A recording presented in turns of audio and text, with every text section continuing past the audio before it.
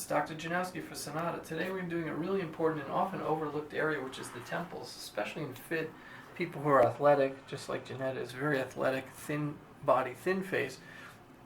They tend to lose volume from the outside in. So we see hollowness here, we see hollowness here, and we see the nice cheekbone, but we don't want the cheekbone to protrude without getting complementary volume above and below it. So we're going to really focus on that temple area. It really is a sign of youth to have a full temple.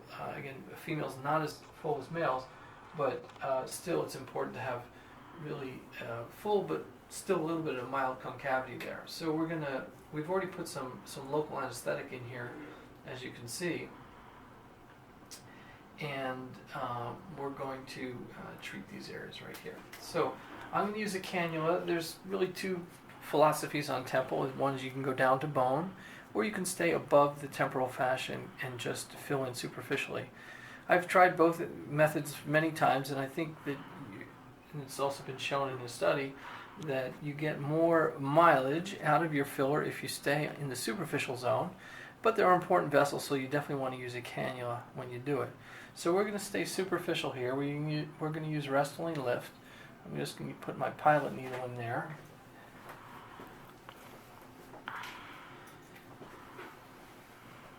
And I have a 2-inch cannula because we want to be able to reach all the way up to the temporal fusion line, which is right up here. You can actually palpate it.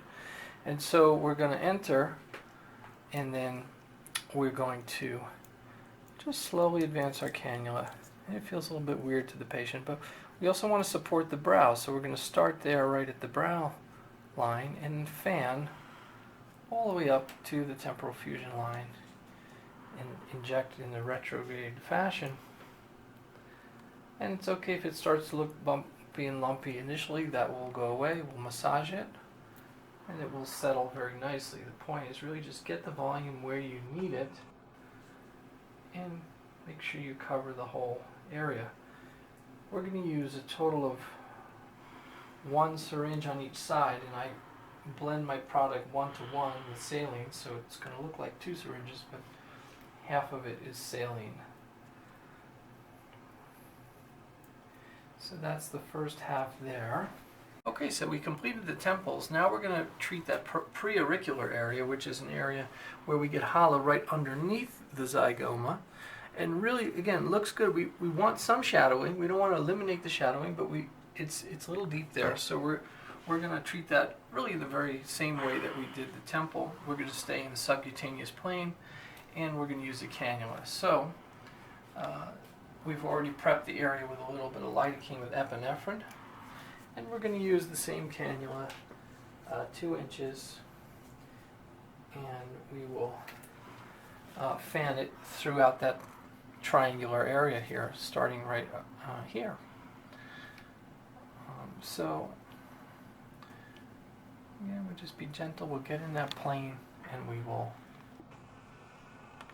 slowly inject.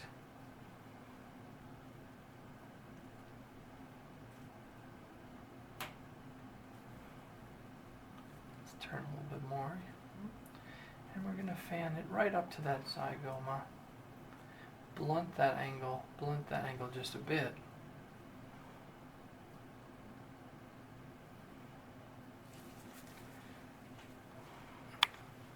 Okay, so we treated both the hollowness above the zygoma and below.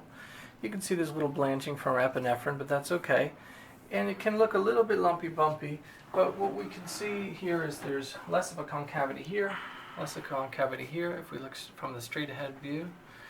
And could she use even more? Perhaps, but these are the common areas. The third area we may want to address is the buccal area, right? So as we've treated this area, we also want to look at the buccal area, and that can be treated exactly the same way with fanning with a cannula in the superficial plane. So these are the really common hollow areas that people get as they get fit and more muscular, or just from aging itself. So that's how we treat those areas.